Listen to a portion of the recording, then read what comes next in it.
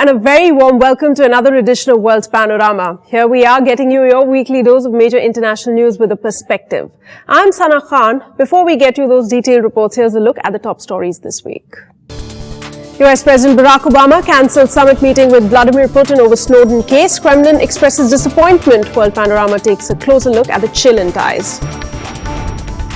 Egypt at a dangerous stalemate and political crisis. Breakdown of peace talks leave the country on the brink of an all-out war.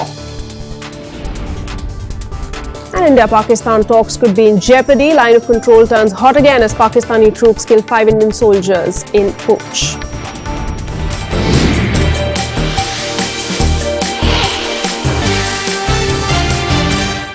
And straight to the top story, US President Barack Obama cancelled a meeting with Russian President Vladimir Putin planned for next month in Moscow over frustration with Russia's asylum for fugitive intelligence contractor Edward Snowden.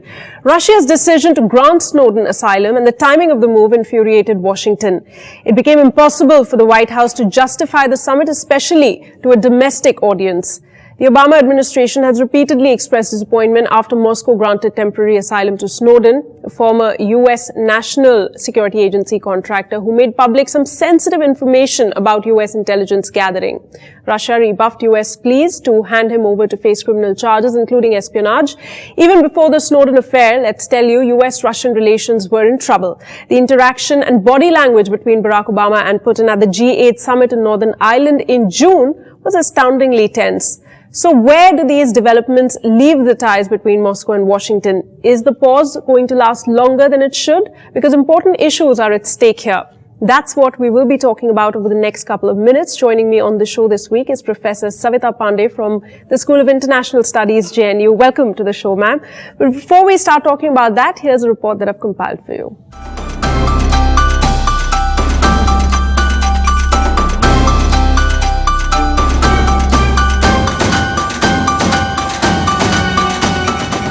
No stranger to unusual public appearances, Russian President Vladimir Putin was seen walking alone in the streets of St. Petersburg. He was attending the funeral of his lifelong friend and martial arts coach, Anatoly Raklin, who died in St. Petersburg at the age of 75. All is definitely not well with Putin.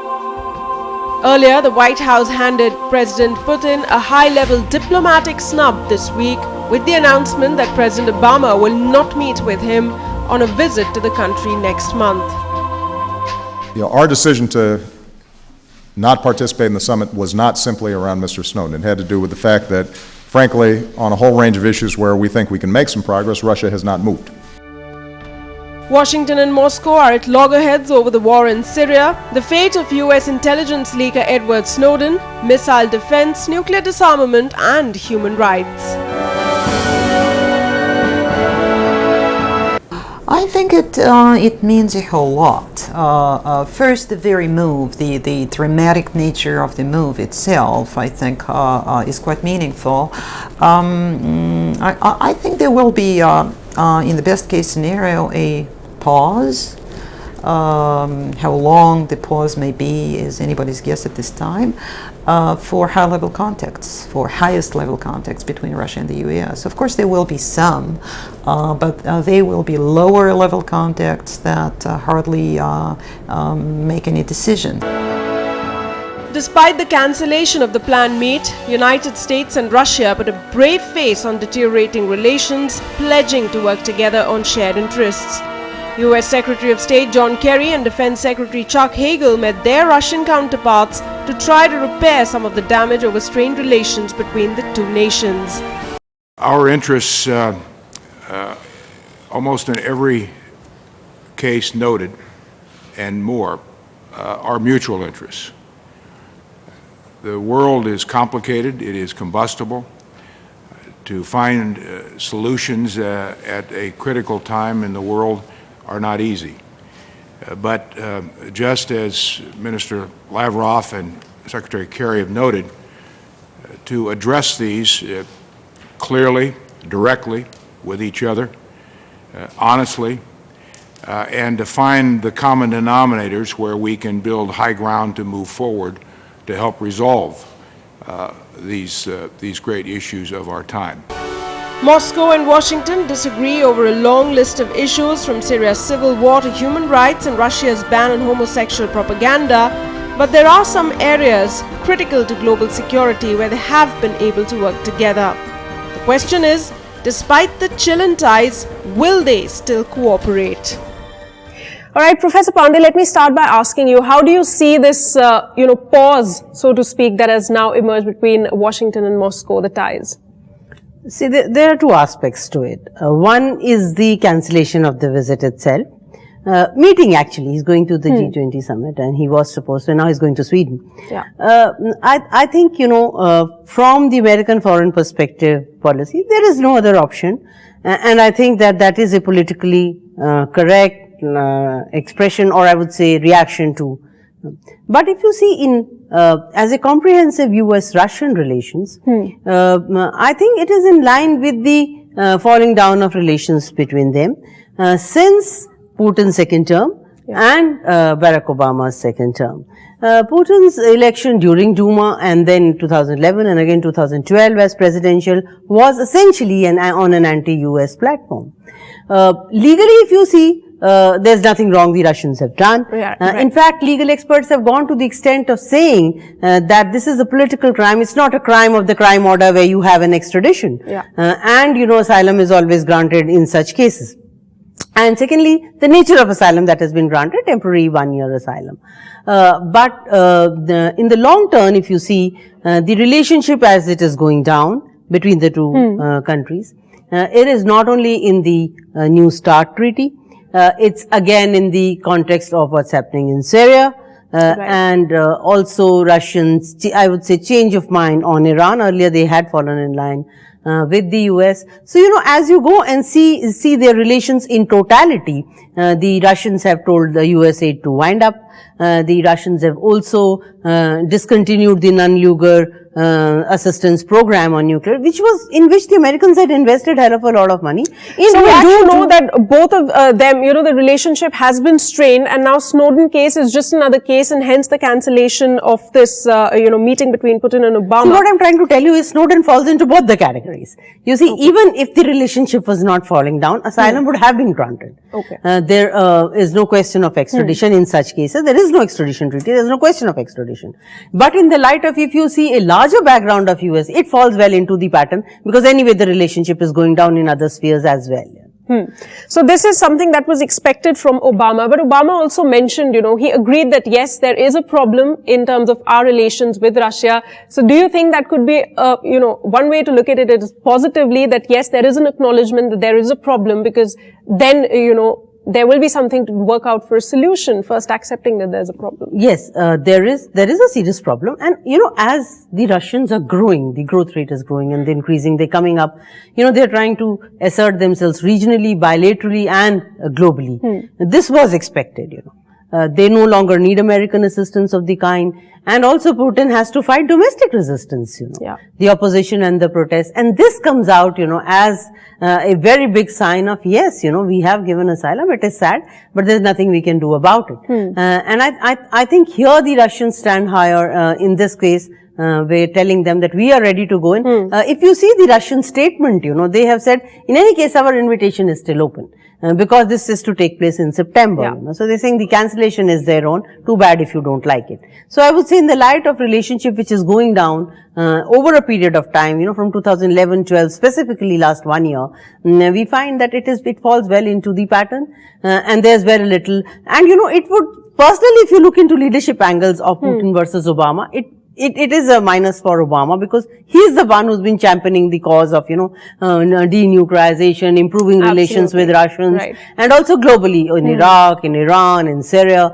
And it is here that, he loses as compared to Putin. Do you also think that it has something to do with the stance that Putin has been taking ever since he's come to power, vis-a-vis Medvedev, who was there earlier, that he's more confrontational, he has a more nationalistic approach when it comes to certain issues?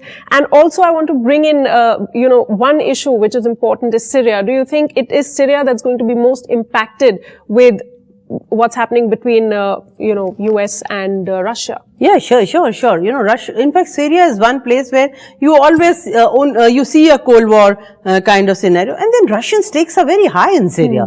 It is the last of the Mediterranean powers they have, where they are selling. They have a huge arms trade business there. They have a defense base out there. 30,000 Russians are there in the Tatar base that is there in Syria. So Syria is going to be a problem. And, you know, plus you see, out of the 8 vetoes that the Russians have used from 2000 to 2012, 3 are on Syria. So Syria is a major foreign policy issue for Russians and an area of confrontation between US and the Russians. And hence there were reports earlier on saying John Kerry is trying very hard to, you know, make things fall in line. He's met with, you know, Chuck Hagel and John Kerry met with his Russian counterparts, Lavrov and Surgov. Yes, they have, and that the meetings are also going to be there. Very little. I think Syria is one place where Russian compromise seems very remote, you know. Even though they are realizing that it may not be possible to back Assad and Assad-backed forces for a very long time. But I see no reason why they would give up, certainly not at the Security Council and certainly not at a bilateral level, given the conditions I told you. They have a base there, they have their own nationals there, plus, you know, their strong point in the entire Middle East where the region itself is in turmoil, you know. Right. Coming back to the first part of my previous questions, Putin and Obama vis-a-vis, you know, the relations that Obama shared with Medvedev. Do you see some problem vis-a-vis Putin in particular over here in his certainly, approach? but I think even Medvedev would not go about, he doesn't have the power now, and the relation, one of the factors that led to change in relationship was also his shifting from Kremlin to the Russian White House, as they say. And yes, it was a factor, but also, the protests against Putin were strong, reactions to Putin strong. You see, 2 things happened. He started consolidating his position within the Russian political system, and the opposition to him started growing, you know. Yeah. So, which put him in a, you know, domestically also there is, you know, lot of repression, which is also one of the factors of spoiling relationship between the US and Russians, because the US has protested against, you know, the pressure on civil society which they have put. In fact, the Americans have withdrawn from a civil society group from the Presidential Commission. So, you know, that is also one of the reasons. But I would say that, yes, it is Putin's personal stakes there, personal impression. Individual factor is a very strong factor in determining the relations. All right. So overall, you see it as a minus for Obama, but the invitation from the Russian side still open, but unlikely that Obama would really give in, though that summit will go on, and perhaps we'll be discussing about what else, you know, what are the other issues that come up over there. But right now, thank you so much, Professor Pandey, for joining me on the show and sharing your thoughts with us. All right, on that note, we take a very short break. I'll be back with more world news. Also, look at the crisis in Egypt as it deepens. Breakdown of peace talks leave the country on the brink of an all-out war. Stay tuned.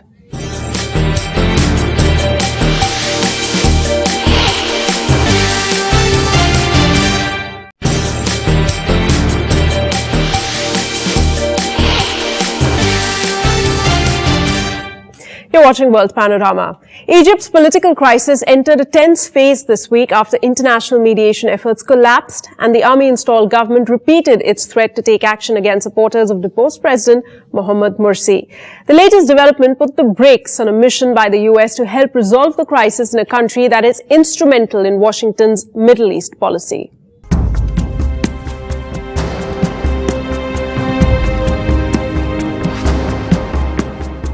The chances for a negotiated end to Egypt's political crisis hits the rock with the army-installed government declaring that foreign mediation efforts had failed.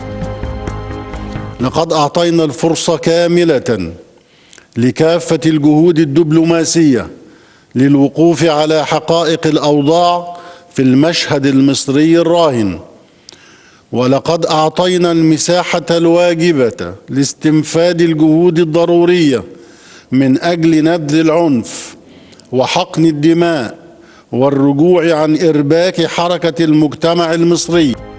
The statement strongly suggests that Egypt's sharp polarization may spiral into even more bloodshed as thousands of supporters of ousted President Mohamed Morsi camp out at 2 main Cairo intersections and hold daily protests outside security buildings. Anger intensified as 2 senior US senators on a mediation mission said they considered Morsi's removal to have been a military coup.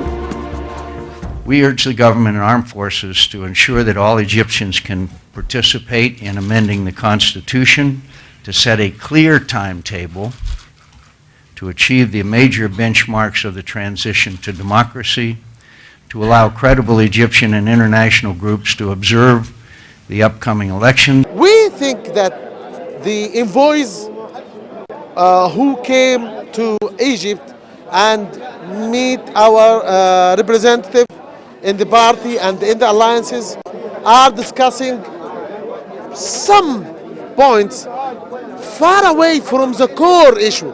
The core issue is the coup. We have a coup, and from the coup we have suppression, we have arrests, we have killing, we have etc. We have media block out. So they would like to treat the results of the coup rather than talking about the coup itself.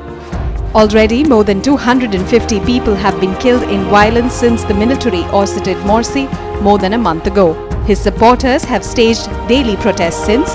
The Brotherhood is demanding Morsi's reinstatement as Egypt's first freely elected president, while the new government promises to push ahead with fresh elections early next year. Provocative attack. A group of 20 heavily armed men led by Pakistani troops entered 450 meters into the Indian territory in the Poonch sector of Jammu and Kashmir in the wee hours on Tuesday and ambushed a patrol, killing 5 Indian soldiers. The incident sparked all-round outrage with demands for strong government response. These recent incidents have heightened tensions between the neighbors at a time when Pakistan's new government is trying to improve relations with India and to resume the official dialogue.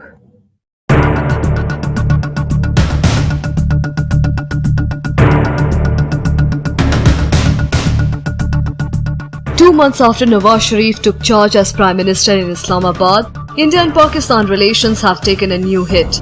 On Tuesday, heavily armed terrorists backed by Pakistani troops ambushed an Indian Army patrol in Jammu and Kashmir, killing 5 soldiers.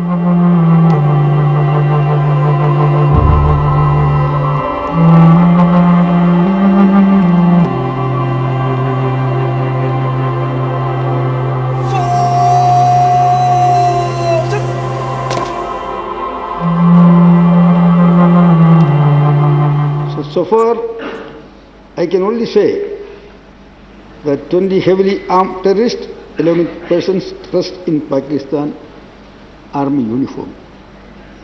That is the confirmation so far I got.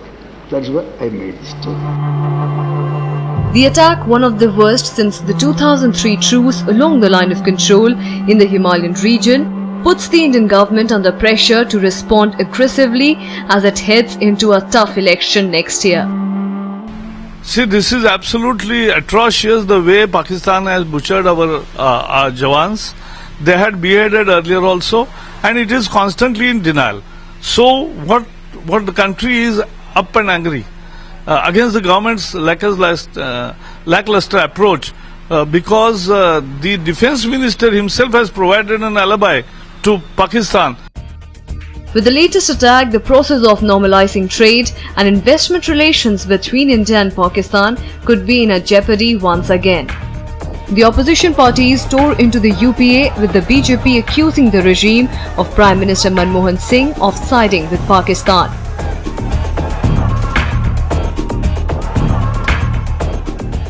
One, the Prime Minister of India decides to keep quiet. And two, the Defence Minister dilutes the army position. And the two dilutions in the statement, there is not one dilution, there are two dilutions or two changes. The first statement said that it's along the border or the LOC. The second statement said it's inside the Indian territory. And the second change is that these armed terrorists were accompanied by people in Pakistani uniform. Now, both these changes provide an immediate escape route or an answer to Pakistan. Prime Minister Nawaz Sharif is scheduled to meet his Indian counterpart Manmohan Singh on the sidelines of UN General Assembly in New York in September. Pakistan said last week that it has proposed dates to India for resumption of the official dialogue and awaits Indian response. A look at Globe Watch, other international news compiled for you in a quick wrap.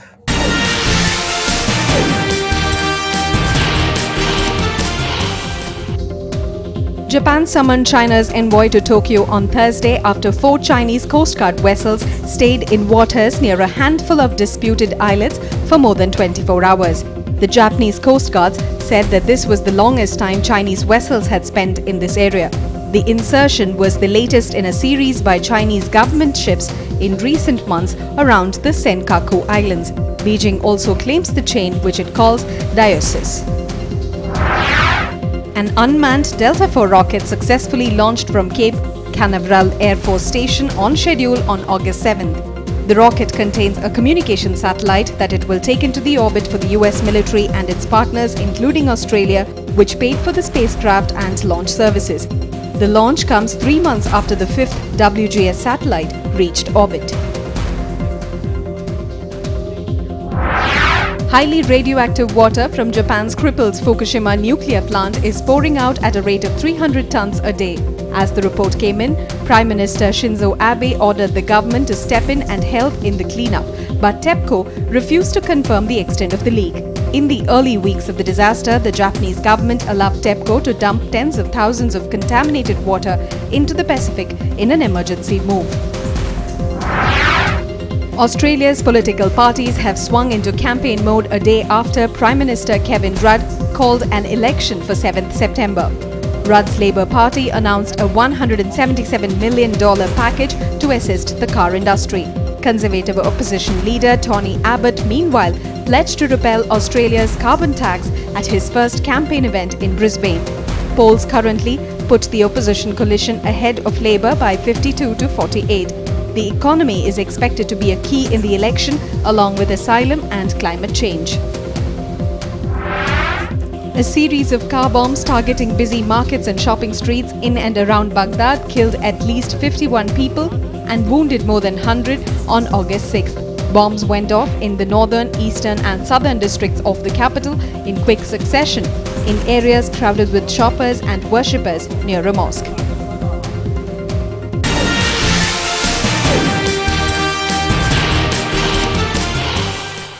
Shifting gears, time to bring you up to speed with all the sports news that you might have missed through this week. Here's all the sports action.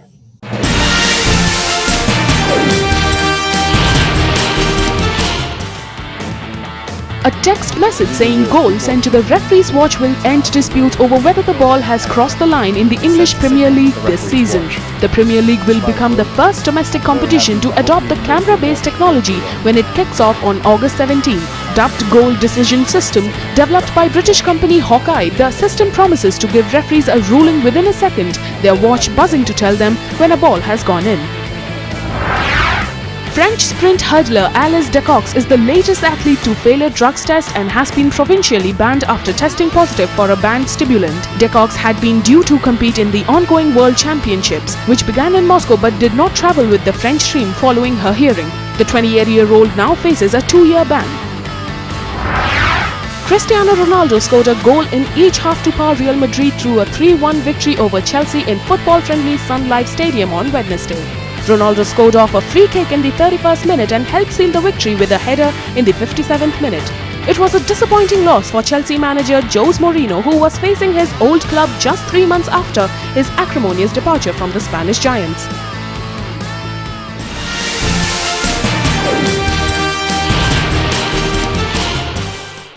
Time now for all the very latest news from the world of movies and lifestyle. Here's our entertainment wrap.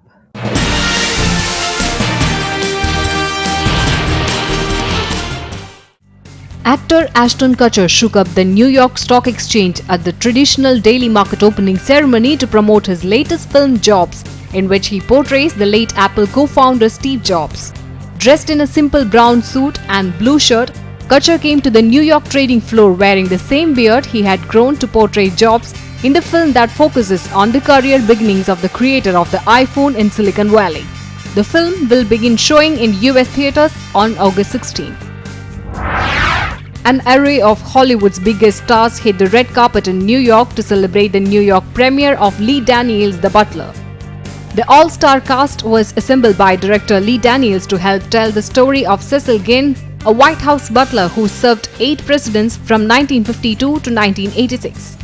Ginn's character, played by Oscar winner Forrest Whitaker, was loosely based on the life of Eugene Allen, who died at the age of 90 in 2010. Lee Daniels' The Butler opens in US theaters on August 16th. I want to hear all the stories. I don't know how many stories you're going to hear because they done swore him to some kind of secret code. Everything you are and everything you have is because of that butler.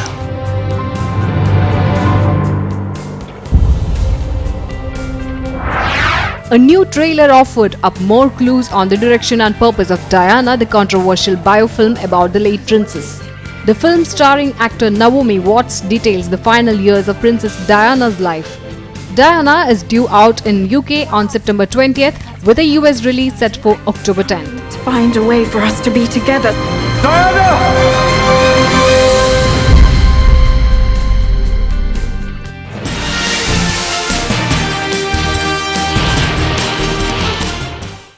That's all we have for you in this edition of World Panorama. See you next week, same time, with more international news. Till then, you can follow us on Facebook and Twitter. This week, I close the show with visuals from across the world as millions of Muslims celebrated the end of the fasting month of Ramzan. Eid was celebrated in the Middle East and elsewhere in the world, in spite of concerns of violence that were looming. Goodbye.